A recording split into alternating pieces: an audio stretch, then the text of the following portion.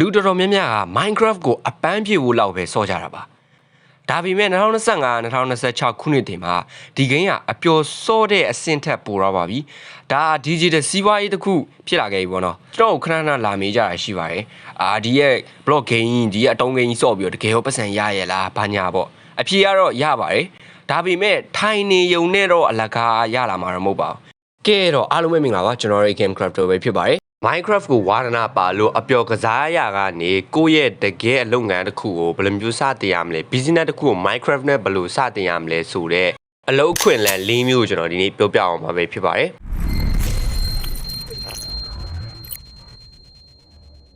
ပထမဆုံးနဲ့တရားဝင်ဆုံးနီလန်ကတော့ Minecraft Partner Program ပဲဖြစ်ပါတယ်game တွေကနေကျွန်တော် marketplace မှာရောင်းတဲ့ skin တွေ treasure pack တွေ adventure map တွေကျန်တဲ့ mob တွေ viewer တို့ဝင်ဝယ်ဘူးမှာပေါ့ဒါတွေအားလုံးကမုံကြားထုတ်တာမဟုတ်ဘူးအဲ့တော့အဲ့လိုမျိုးထုတ်ဖို့အတွက် creator တွေလိုလာပြီကျွန်တော်တို့လိုအခုစလုံးမဲ့လူတွေလိုလာပြီ okay ဒီလိုမျိုးလုပ်ဖို့ဆိုရင် Minecraft partner အဖြစ်ရှောက်ထားမှာဖြစ်ပါတယ်ရှောက်ပြီဆိုရင်ဘာလို့မလဲဆိုတော့portfolio ဆိုတဲ့တက်တည်ပြရမယ်ပေါ့နော်တင်ဘာလို့နိုင်လဲတင်စောက်ထားတဲ့အဆောက်အဦတွေ coding တွေကိုချပြရမှာဖြစ်ပါတယ်အကယ်လို့ရွေးချယ်ခံရပြီဆိုရင်တင်းရဲ့လက်ရာကိုကမ္ဘာတဝန်းမီလီယံနဲ့ချီတဲ့ player တွေရှိကိုရောင်းချခွင့်ရမှာဖြစ်ပါတယ်2026မှာတော့ HD Treasure Pack တွေ Shader တွေ RTX တွေနဲ့ Striver Spawn Map အလန်းစားတွေကိုလူတွေကအရန်ကိုလူကြိုက်များလာရပေါ့ဗျာဒါအပြင်တင်ကဘေးလေးတွေကောင်းမှုစောက်တတ်တဲ့လလပပပေါ့နော်၄000အိမ်တွေမဟုတ်ဘဲနဲ့တကယ်ရန်လန်းတဲ့အိမ်တွေစောက်တတ်တယ်ဆိုရင်ဒီဟာတင်အတွက်ရွှေတွင်းပဲဖြစ်ပါတယ်အကယ်၍တင်ကပါတနာမဖြစ်သေးရင်တောင်မှတင်းရဲ့ကျွမ်းကျင်မှုတွေကိုရောင်းလို့ရတည်ရဲ့ဗျာserver ပိုင်းရှင်တွေတော်တော်များများသူတို့ server တွေအထာကျဖို့အတွက်လာဖို့အတွက်ပို့ပြီးတော့မိုက်ဖို့အတွက် spawn နေရာတွေ lobby design တွေ pledge တွေကိုလိုအပ်နေရပေါ့နော်အဲ့အတွက်ကြောင့်သူတို့ကအဲ့အရာတွေလုပ်ဖို့အတွက်လူတွေခေါ်မယ် website တွေဖြစ်တဲ့ Fiverr တို့ web apps တို့မှာလည်းအဲ့လိုမျိုးအလုပ်ခေါ်တဲ့ဟာတွေရှိတယ်ပေါ့နော်ကဲလို့2026မှာ professional beta ဆိုရင်တကယ်အလုပ်ကိုင်တစ်ခုလို့ဖြစ်နေပါပြီ။ server ကြီးတွေကသူတို့အတွက် custom map တစ်ခုစောက်ပေးရင်$50ကနေ900အထိပေးနေကြပါပြီ။တင်ဟာဥပမာအဖြစ် wall edit တို့ vessel snipper တို့တုံးတက်တဲ့ဟာတွေဆိုရင်ဝင်ငွေကောင်းရနိုင်တဲ့ပညာရေးတွေပဲဖြစ်ပါတယ်။ Java coding တက်ရင်လည်း pledge လို့ရေးပြီးတော့ဥပမာပြောရင် mod တွေ edit တွေရေးပြီးတော့ပြန်ပြီးတော့ရောင်းစားလို့ရတယ်ပေါ့နော်။အဓိကတော့အခြားလူတွေအချိန်ကုန်တက်တာအောင်ကိုယ့်ရဲ့ပညာနဲ့ကူညီပေးတာပဲဖြစ်ပါတယ်တုံးခုမြောက်ကတော့ content creation နဲ့ storytelling ပဲဖြစ်ပါတယ်ဒါကတော့ကျွန်တော်ရဲ့အကျွမ်းကျင်ဆုံးလို့ပြောလို့ရပါဘောနော်ဒါပေမဲ့2026မှာတော့ပုံစံတွေပြောင်းတော့ပါပြီgame soft ပြယုံ let's play နဲ့တင်တော့မရတော့ဘူးပေါ့နော်ကြီးကျူးတွေအတွက်တခုခု value ဖန်တီးနိုင်ရပါမယ်ဥပမာဆိုရင်ကျွန်တော်အခု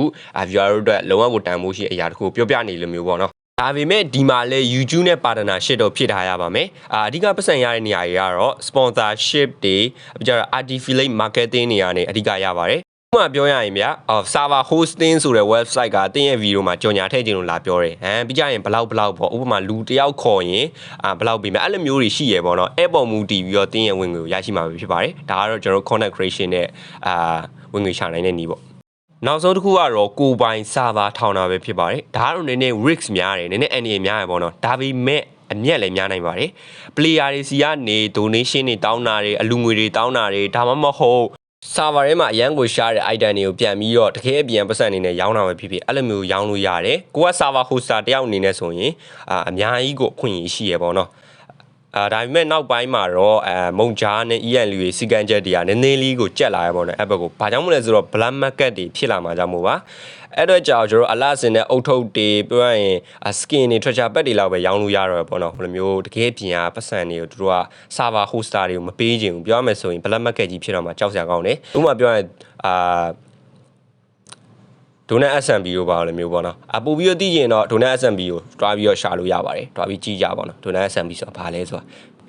နောက်ဆုံးအနေနဲ့ကျွန်တော်ပြောချင်တာကတော့ Minecraft နဲ့ပတ်သက်ရှာဖို့ဆိုတာတခုတည်းပဲလိုပါတယ်ဒါကတော့ဇွဲလုံးလာပဲဖြစ်ပါတယ် consistency ပေါ့ဗျာ